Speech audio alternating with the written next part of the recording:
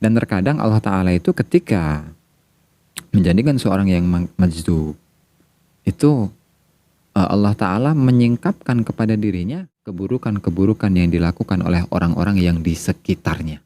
Dia menyebut orang-orang yang di sekitarnya dengan sebutan binatang. Apakah hal itu dibenarkan oleh syariat? Mari kita lihat komentar dari Al-Imam Al-Syekh Sultanul Aulia Al-Qutbur Rabbani Wal-Ghawthus Samadani Sayyid Syekh Abdul Qadir Al-Jilani di dalam kitabnya Futuhul Ghaib, ada bab yang ke-73, yaitu menjelaskan tentang ada bagian dari para kekasih Allah Ta'ala yang Allah bukakan kepada dirinya aib-aib orang lain. Anhu qad yudhirullahu azza wa jal waliyahu ala uyubi ghairihi wa kadhibihi wa da'wahu wa syirkahu fi af'alihi wa aqwalihi wa izmarihi wa niyat. Terkadang Allah Ta'ala itu menampakkan kepada walinya atas aib-aib orang-orang yang di sekitarnya atau aib-aib orang lain. Berupa apa?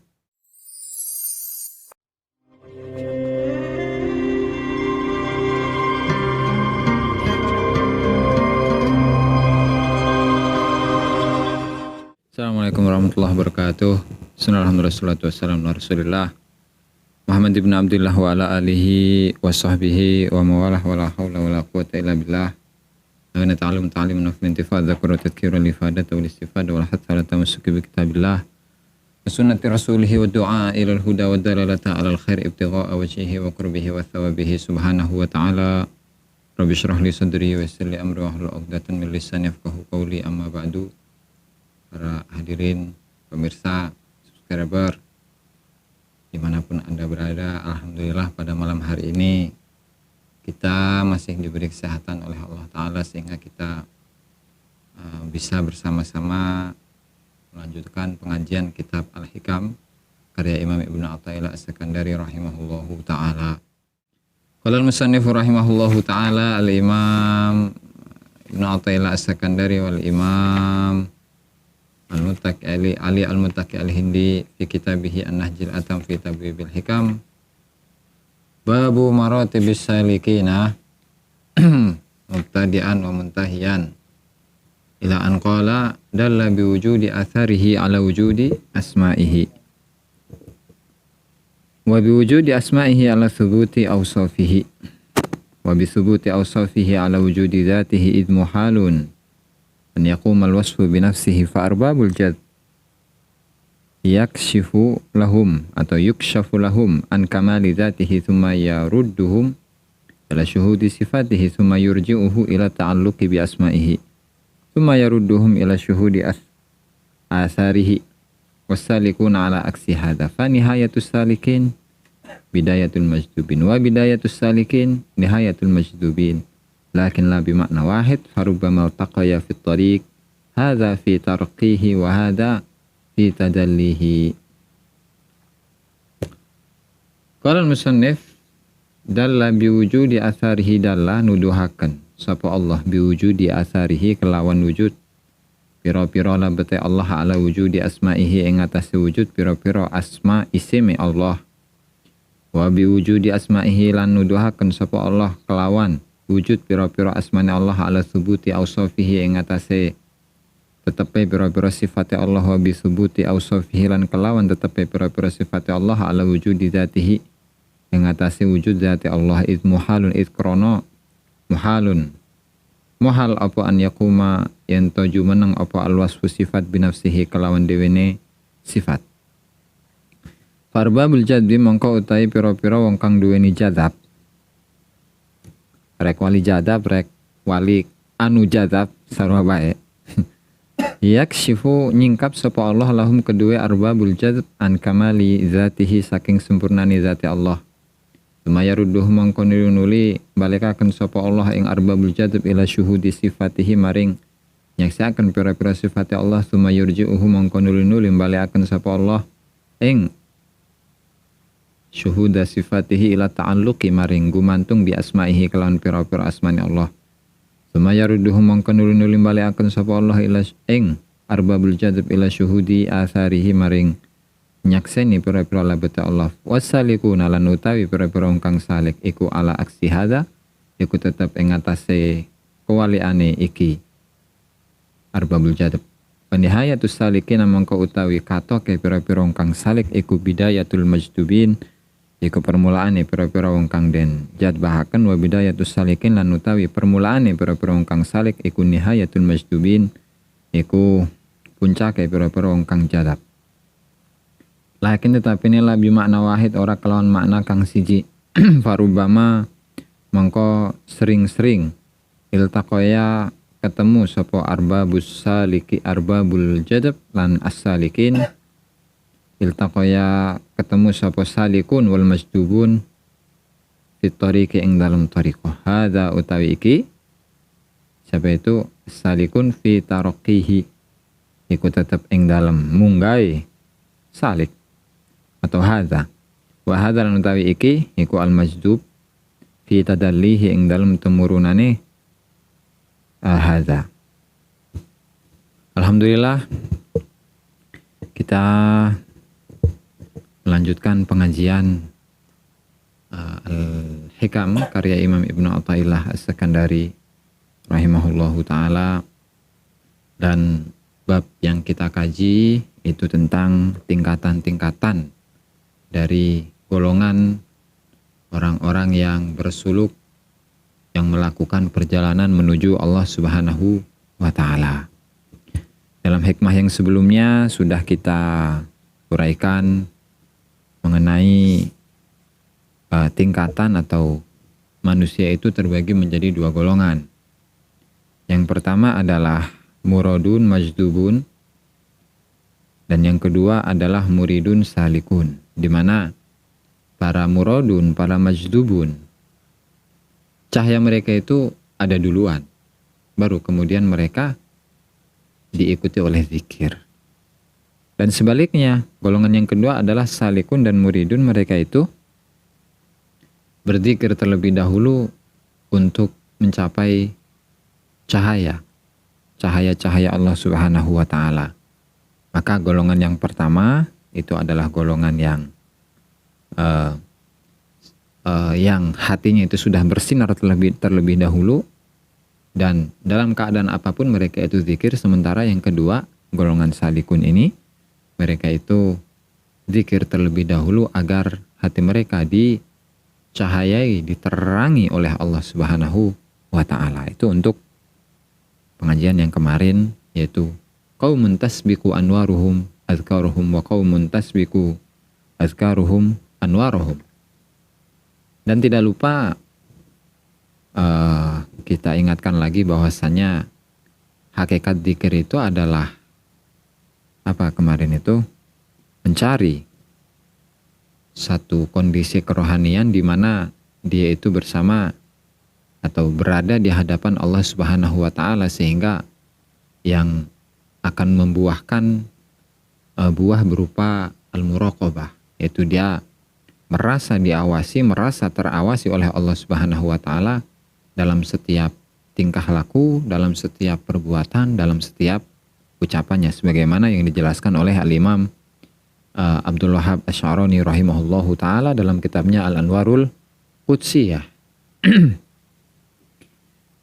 Kemudian kita lanjutkan hikmah pada malam hari ini, yaitu hikmah yang ke-174 versi An-Nahjil Atam ya, yaitu karya dari Al-Imam Ali Al-Muttaqi Al-Hindi yang menertibkan atau mengurutkan kembali, menyusun kembali kitab hikamnya Imam Ibnu Athaillah dan menjadi bagian bab per bab, sehingga dalam bab yang kita bahas ini adalah babu maratibis salikina mubtadi'an wa muntahiyan.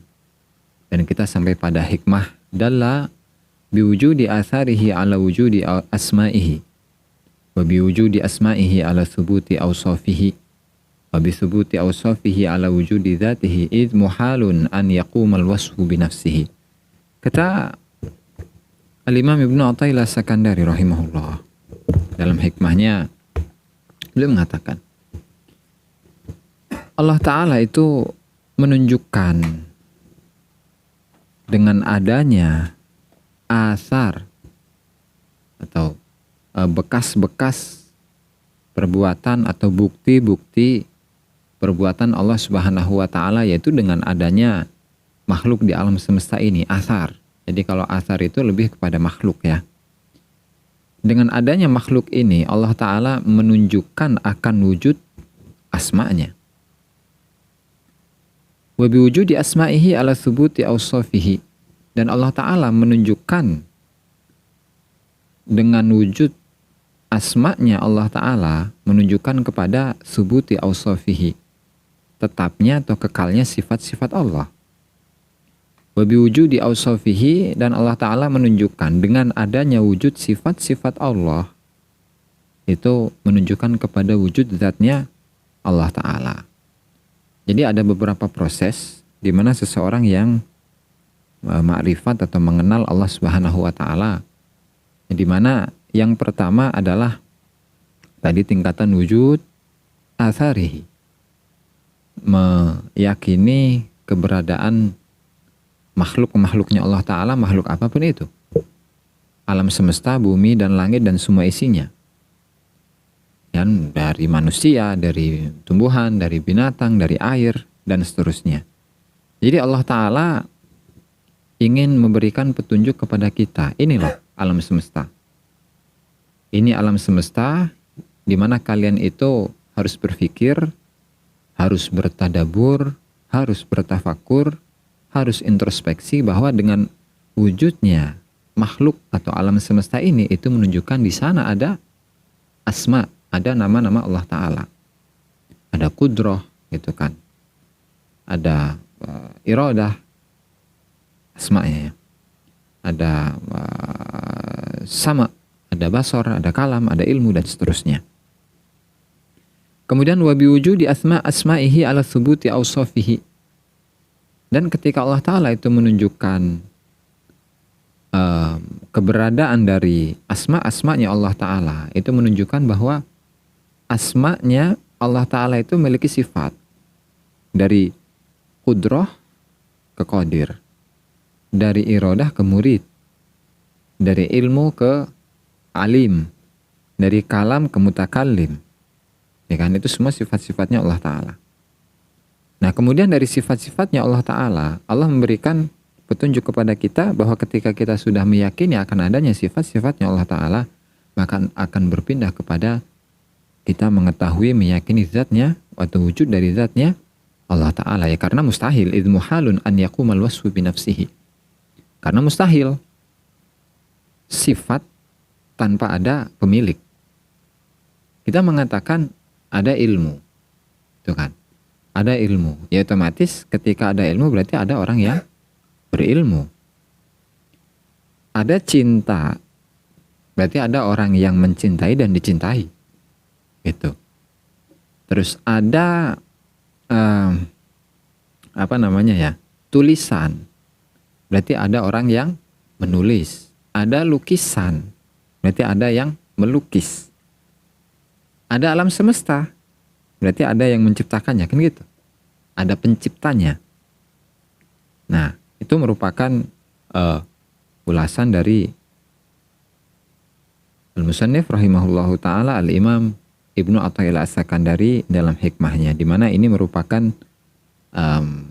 gambaran dari bentuk taroki, yaitu proses naik untuk bisa ma'rifat ke Allah Subhanahu wa ta'ala. Di mana seseorang yang berproses menuju ma'rifat kepada Allah Subhanahu wa ta'ala itu harus melalui proses ini, bertafakur akan dirinya, gitu kan. Yang dirinya ini merupakan wujud dari athar, wujud dari makhluknya Allah Subhanahu wa ta'ala, pertama. Kemudian ketika dia bertafakur, kemudian dia mendapatkan sebuah hasil atau natijah yang pada akhirnya dia adalah merasa lemah, sehingga karena dia merasa lemah, otomatis ketika ada lemah di situ ada kuat. Berarti dia akan mencapai kepada salah satu isimnya Allah Subhanahu wa ta'ala, yaitu Al-Qawi, yang maha kuat, sifat. Berpindah kepada sifatnya Allah Subhanahu wa ta'ala. Ketika dia sudah meyakini bahwa Allah Ta'ala itu maha kuat, nah sehingga dari sifat Allah Ta'ala, dia akan meyakini wujud dari zatnya Allah Subhanahu wa Ta'ala. Itu ya. Dan ini merupakan proses yang biasa dilalui oleh seorang salik. Gitu. Nah sehingga kalau majdub, tadi kan ada dua golongan. Yang pertama adalah salik atau murid. Dan yang kedua itu adalah murad atau majdub. Nah itu ternyata duanya ada perbedaan. Nah sehingga di sini oleh Al-Imam Ibnu Ajibah, beliau menyatakan fa ahlu zahir asbatu min wujudil athari wujudal asma'i was sifat walam yakdiru ala syuhudi zat wa qalabahumul his an syuhudil ma'na wal wahmu an thubutil ilm wa syuhudil hikmah an syuhudil qudrah. Jadi kalau ahli zahir, mereka itu menetapkan wujud makhluk, ya, menetapkan wujudnya asma dan sifatnya Allah Subhanahu wa Ta'ala itu dari wujudnya makhluk. Tetapi mereka belum mampu untuk bisa menyaksikan zatnya Allah Subhanahu wa Ta'ala. Kenapa? Ya karena yang dominan dalam diri mereka itu adalah menyaksikan hal-hal yang sifatnya indrawi, yang bisa diindra oleh dirinya, yang difikirkan oleh akalnya, yang dilihat oleh matanya, yang didengar oleh telinganya, ya kan? Yang dirasakan oleh kulitnya gitu dan seterusnya. Sehingga karena mereka itu dari kalangan ahlu zahir ini lebih dominan hal-hal yang sifatnya indrawi yang bisa diindra oleh mereka, ya mereka terhijab dari apa? Sampai kepada menyaksikan atau penyaksian kepada wujud atau zatnya Allah Subhanahu wa Ta'ala. Sementara ahlul batin itu tidak demikian. Jadi wa ahlul batin lamma farragu qulubahum minal aghyar wa ba'u nufusahum lil wahidil qahar fatahallahu aina basiratihim wa atla'ahum ala maknuni sirrih. Kalau ahlul batin, ketika mereka itu sudah mengosongkan hatinya dari aghyar, dari semua makhluk Allah Ta'ala, dan mereka menjual diri mereka hanya kepada Allah Ta'ala yang maha wahid, yang maha esa, yang maha perkasa, maka barulah Allah Ta'ala itu membukakan pintu basiroh, mata hati mereka dalam diri mereka. Ketika mata hati mereka dibukakan pintunya oleh Allah Ta'ala, maka mereka akan menyaksikan maknuni sirrih, rahasia yang tersimpan, yang disimpan oleh Allah Subhanahu wa Ta'ala, sehingga mereka itu mengesakan Allah Subhanahu wa Ta'ala dengan wujud, mengesakan Allah Ta'ala dengan sifat wujudnya. Dan wantafa'an basiratihim nadaruhum kulla mawjud. Dan mereka sudah tidak lagi melihat kepada semua yang wujud, ya, karena dalam keyakinannya, dalam pandangannya, dalam prinsipnya mereka hanya melihat wujud hakiki dari wujudnya Allah Subhanahu wa Ta'ala. Itu proses, katakanlah, yang biasa dilalui oleh para salikun dan para majdubun, para muradun dan para muridun. Itu. Sehingga Al-Imam Ibnu Athaillah As-Sakandari menyebutkan perbedaan di antara kedua golongan ini dengan ucapannya fa ahlul jazbi yakshifu lahum an kamali dzatihi thumma yarudduhum ila syuhudi sifatihi thumma yarudduhum ila ta'alluqi bi asma'ihi thumma yarudduhum ila syuhudi atharihi. Kalau mereka para wali-wali yang dijazbahkan oleh Allah Subhanahu wa Ta'ala, jadi mereka itu sudah disingkapkan tentang kesempurnaan zat Allah Ta'ala. Jadi mereka menyaksikan betapa sempurnanya zat Allah Subhanahu wa Ta'ala.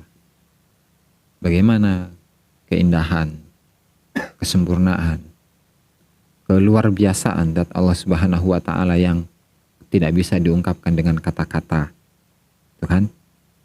Kemudian setelah itu mereka pindah kan, dari atas mereka menyaksikan zat Allah Ta'ala, kemudian turun menyaksikan sifatnya Allah Ta'ala, kemudian turun menyaksikan asma'nya Allah Ta'ala, baru kemudian mereka menyaksikan makhluk-makhluknya Allah Ta'ala. Jadi sehingga nanti akan saya jelaskan perbedaannya. Sementara itu kan muradun atau majdubun. Yang kedua adalah salikun. Kalau salikun orang-orang yang bersuluk, yang berproses untuk membersihkan, menyucikan dirinya dari segala penyakit-penyakit dalam hati. Itu sebaliknya, ala aksi hadza. Sebaliknya. Berarti mulai dari bawah ke atas. Berarti menyaksikan makhluk, kemudian menyaksikan asma, menyaksikan sifat, baru menyaksikan Allah. Kalau majdubun kebalik, menyaksikan Allah, ya, sempurnanya zat Allah Ta'ala, kemudian sifat, menyaksikan sifatnya Allah Ta'ala, kemudian menyaksikan asma'nya Allah Ta'ala, baru menyaksikan makhluk. Nah, sehingga sudut pandangnya berbeda-beda ini antara salikun dengan majdubun, antara muradun dengan muridun, berbeda. Gitu, sehingga kata Imam Ibnu Athaillah, hadza fi tadallihi, kalau golongan yang pertama muradun dan majdubun itu turun dari atas ke bawah, wa hadza fi tarakkihi, dan golongan salikun muridun itu dari bawah ke atas. Itu ya. Dan wasalikun ala asfa nihayatus salikin bidayatul majdubin. Maka puncak dari para salikun itu adalah permulaan dari majdubun. Kan tadi dari atas ke bawah, dari bawah ke atas kan. Berarti puncaknya para salikun, karena mereka dimulai dari bawah, ya maka ini merupakan puncak dari majdubun. Dan sebaliknya, wa nihayatus salikin bidayatul majdubin. Ya gampangnya, kalau majdub itu setarnya dari atas ke bawah, kalau salik itu setarnya dari bawah ke atas. Sehingga setarnya salikun itu adalah puncaknya majdubun. Dan dibalik, setarnya majdubun itu adalah puncaknya salikun. Nah, tapi kata musannif lakin la bimakna wahid, tapi tidak dengan satu makna. Maksudnya tidak semudah itu. Itu. Oke. Untuk uraiannya sebagaimana yang jelaskan oleh Al-Imam Ibnu Ajibah rahimahullahu taala, ibadullah al-makhsusun bisiril khususiyah. Jadi semuanya itu salik yang dia mendapatkan jazab dari Allah Ta'ala. Atau orang yang jazab tapi dia mendapatkan suluk dari Allah Ta'ala. Mereka adalah hamba-hamba Allah Ta'ala yang khusus. Itu terbagi menjadi dua, di mana wa minhum man yabda'u bil jadbi tsumma yuraddu ila suluk. Ada satu golongan yang mereka mulainya itu dari jazab. Dari awalnya sudah jazab terlebih dahulu. Katakanlah sudah wusul ke Allah Ta'ala terlebih dahulu. Kemudian oleh Allah Ta'ala dibalikkan supaya jazab ini sempurna, maka penyempurnaannya itu adalah dengan suluk. Satu. Golongan yang kedua, wa minhum man yabda'u bis-suluk tsumma yudrikuhul jazb. Dan golongan yang kedua itu adalah seseorang atau golongan yang permulaan perjalanan mereka itu adalah dengan proses suluk, kemudian dicapai dengan apa? Dengan jazb. Gitu. Tsumma yasuk, kemudian sadar. Nah, sehingga orang yang jazb itu mereka usul kepada Allah Subhanahu wa taala dengan apa? Min ghairi mujahadah, tanpa ada upaya yang capek, upaya yang proses yang lama lah, gitu. Nah, sementara kalau orang yang suluk untuk mencapai jazb itu harus melalui proses yang lama, begitu, ya kan? Nah, sehingga majdubin, oke, kita harus mengetahui terlebih dahulu puncak dari salikin itu apa. Tadi kan sudah dijelaskan bahwa puncak dari salik itu ya merupakan star dari majdubun.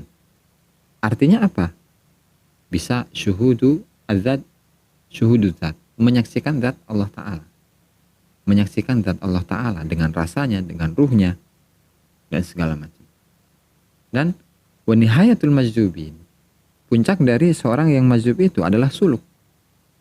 Adalah suluk, yaitu apa? Menyaksikan asar atau ciptaan-ciptaan Allah Ta'ala dan mengembalikannya kepada Allah Subhanahu wa Ta'ala sebagai proses dirinya untuk bisa usul kepada Allah Subhanahu wa Ta'ala. Itu kan? Nah, sehingga sebenarnya tidak ada keutamaan antara mana yang lebih utama ketika seseorang itu berproses menuju Allah Subhanahu wa Ta'ala, apakah suluk terlebih dahulu ataukah jadzab terlebih dahulu? Ya sebenarnya nggak ada keutamaan, sama aja. Ya karena tadi sistemnya berputar gitu. Ya karena ketika seorang salik itu memulai suluknya kepada Allah Ta'ala dengan syuhudul asar, itu merupakan puncak dari seorang yang majdub. Ya kan? Ketika seorang yang majdub bersetar, memulai setarnya, itu merupakan puncak dari apa? Suluk, salikin. Ya sehingga semuanya berputar. Ya dalam arti, dalam proses menuju Allah Subhanahu wa Ta'ala, antara suluk dengan jadzab itu ya harus beriringan. Tidak boleh satunya itu lebih dominan daripada yang lain. Makanya dalam pengajian, kalau nggak salah dua pengajian sebelumnya, sudah kita uraikan bahwasanya seorang yang majdub itu apakah boleh dijadikan sebagai guru atau tidak? Jawabannya bagaimana? Tuh dilihat dulu. Karena golongan manusia terbagi menjadi 4, ada as-salikun faqat, para orang-orang yang bersuluk saja. Yang kedua al-majdubun faqat, orang-orang yang hanya jadzab saja. Kemudian ada as-salikun sumul majdubun, orang yang suluk kemudian mencapai pada jadzab. Dan yang terakhir adalah al-majdubun summa salikun, proses jadzab terlebih dahulu kemudian ujungnya adalah suluk. Tapi yang paling utama dari 4 golongan ini adalah golongan yang ketiga, yaitu seseorang yang berproses bersuluk terlebih dahulu baru kemudian dia itu mencapai jadzab, usul kepada Allah Subhanahu wa Ta'ala. Itu ya. Dan kemudian yang tidak boleh dijadikan guru itu golongan pertama dan kedua. Orang yang hanya bersuluk saja tetapi dia tidak usul kepada Allah, tidak ada jadzabnya, nggak bisa dijadikan guru. Dalam arti dijadikan sebagai guru dalam usul, mencapai usul kepada Allah Subhanahu wa Ta'ala, nggak bisa itu. Atau orang yang jadzab murni, orang yang majdub murni, itu pun sama, tidak bisa dijadikan sebagai guru. Kenapa?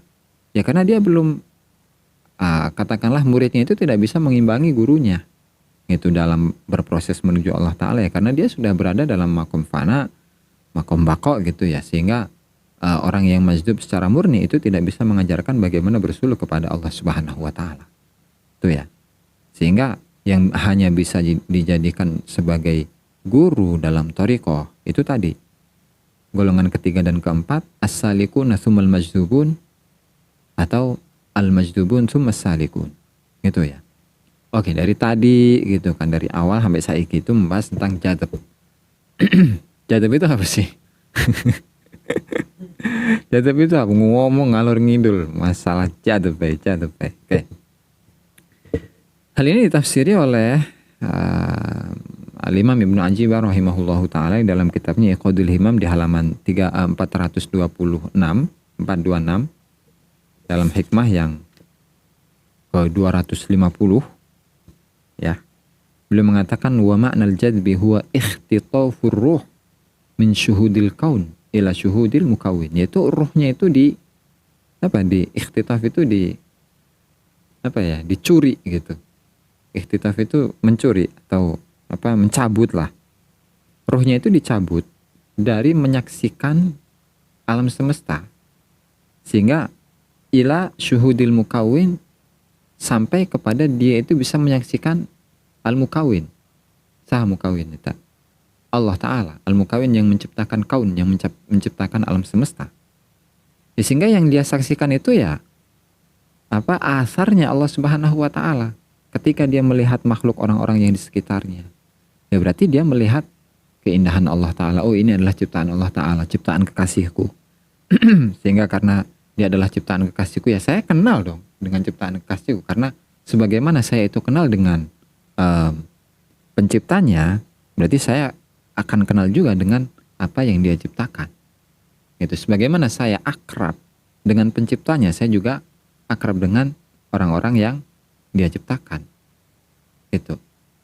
Nah, sehingga ketika seseorang mengalami jazab, katakanlah orang yang majdub, atau versi lain, wali yang majdub, terserah lah mau nganggap itu wali atau bukan, bebas sama. Jadi sebagian orang kan, oh saya mencari-cari nih, wali majdub ada nggak? Kok nggak ada? Ternyata yang ada itu wali kutub, wali abdal, wali autat, wali nukoba, rukoba, rijalul ghaib, rijalul ulama, gitu kan, dan seterusnya. Kok nggak ada wali majdub ini? Ya, jadzab ini memang adalah sebuah kondisi spiritual, kondisi kerohanian seseorang yang dia itu sudah mencapai usul kepada Allah Subhanahu wa taala. Jadi gitu, terserah mau menganggapnya sebagai wali silahkan, mau tidak menganggapnya sebagai wali silahkan. Yang pada intinya orang yang majzub itu adalah orang yang tergila-gila dengan kepada Allah Subhanahu wa taala. Itu ya. Dan terkadang Allah taala itu ketika menjadikan seorang yang majzub itu Allah taala menyingkapkan kepada dirinya apa? Keburukan-keburukan yang dilakukan oleh orang-orang yang di sekitarnya. Jadi dia tahu si A keburukannya ini, si B keburukannya ini. Bahkan lebih buruk lagi, dia menyebut orang-orang yang di sekitarnya dengan sebutan binatang. Apakah hal itu dibenarkan oleh syariat atau tidak? Mari kita lihat komentar dari Al-Imam Al-Syekh Sultanul Aulia Al-Qutbur Rabbani wal Ghawthus Samadani Sayyid Syekh Abdul Qadir Al-Jilani di dalam kitabnya Futuhul Ghaib. Ini sering saya perkenalkan ini kepada para pemirsa ini, kitab ini ya. Jadi silahkan yang memiliki cetakan yang sama ya, di halaman 421, di mana beliau memberikan judul ya, An-Nur Tsalis was-Sab'un fi qismin minal awliya'i qad yutli'uhu Allahu ala uyubi ghairihim. Pada bab yang ke-27, Tsalis was-Sab'un 73, pada bab yang ke-73, yaitu menjelaskan tentang ada bagian dari para kekasih Allah Ta'ala yang Allah bukakan kepada dirinya aib-aib orang lain. Nih, saya bacakan teksnya. Qala radhiyallahu anhu qad yudhirullahu azza wa jal waliyahu ala uyubi ghairihi wa kadhibihi wa da'wahu wa syirkahu fi af'alihi wa aqwalihi wa izmarihi wa niyatihi.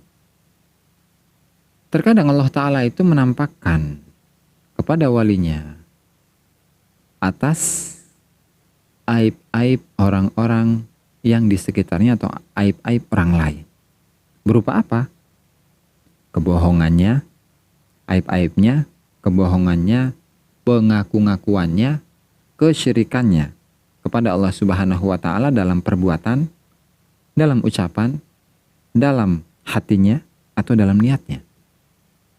Sehingga ketika Allah Ta'ala itu memperlihatkan keburukan-keburukan orang lain kepada dirinya, fayagharu, dia cemburu kepada Allah. Ini mah kekasih saya. Kok bisa sampai kalian itu mensyirikkan dia?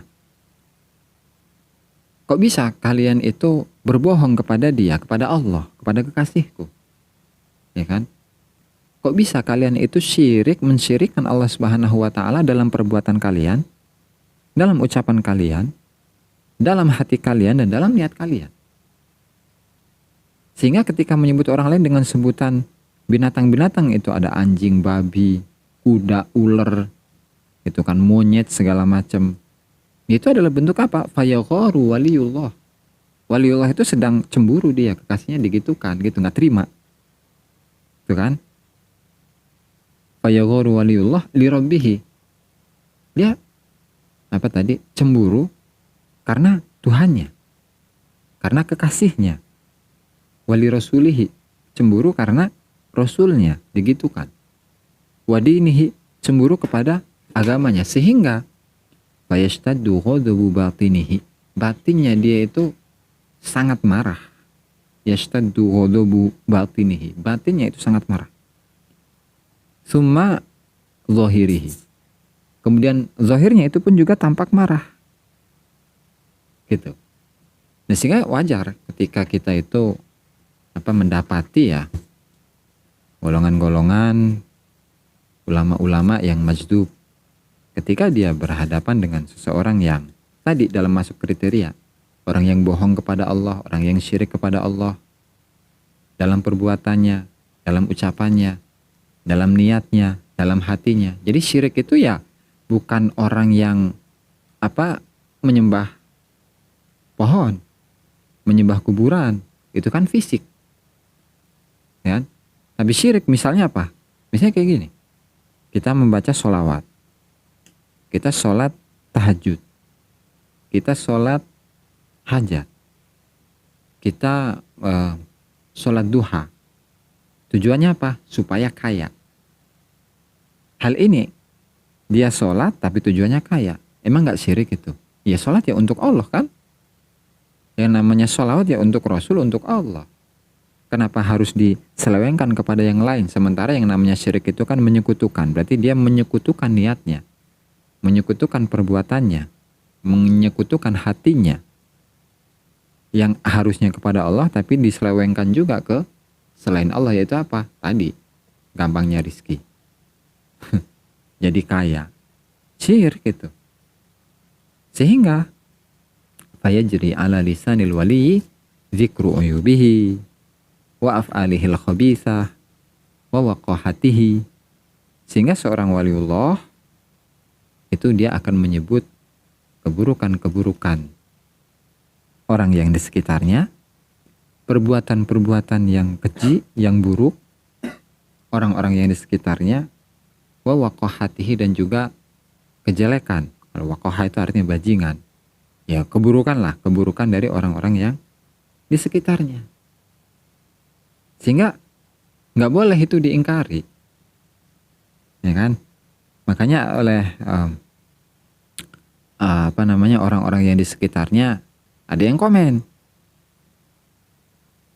fayudhafu ila waliyillahi azza wa jalla dzalika ghibatan. Itu bukannya ghibah? Apakah itu bukannya hal yang buruk yang dipandang oleh syariat? Ya kan? Ketika dia menyebutkan satu keburukan yang dilakukan oleh orang lain, apakah itu bukannya membuka aib kepada orang lain yang dalam pandangan syariat itu hukumnya apa? Haram. Wa ismuhuma akbaru min naf'ihima. Dalam zahirnya. Sehingga banyak yang mengingkarinya. Tapi ketahuilah bahwasanya ketika seseorang menyaksikan ulama-ulama yang dalam keadaan majdub, dia membukakan keburukan-keburukan orang yang ada di hadapannya, orang yang di sekitarnya, ketika kita mengingkarinya, isfafil batin iskhatur rabb wal i'tiradu alaihi. Secara batin dia telah membuat Allah Ta'ala itu apa? Murka. Ketika kita komplain, tidak terima melihat seorang wali yang membukakan aib orang lain, tidak terima, ketahuilah bahwasanya itu adalah iskhatur rabb, membuat Allah Ta'ala itu murka. Wal i'tirad alaih, dan apa i'tirad itu?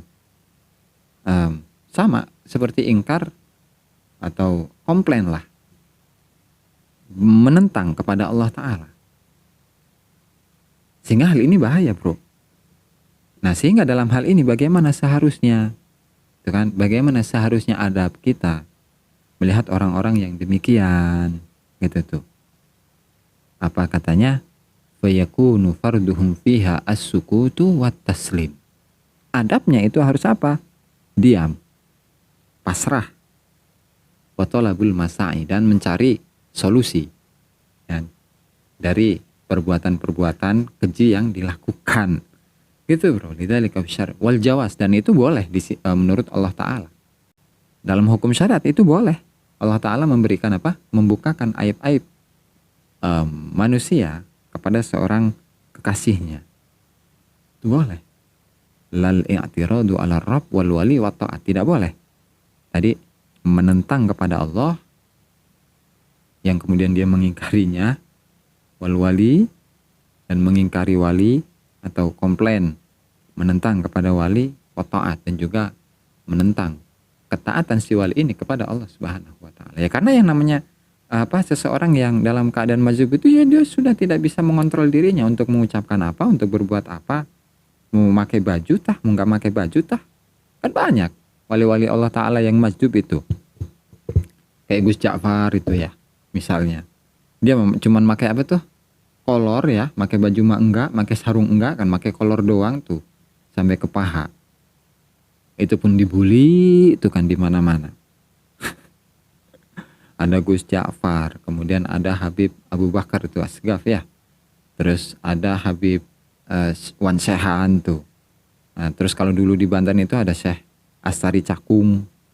Kemudian ada Mama Harun Kuranten. Ada lagi banyak lah. Jadi memang di bumi ini banyak dari kekasih Allah Ta'ala yang modelnya kayak gitu. Kenapa aneh?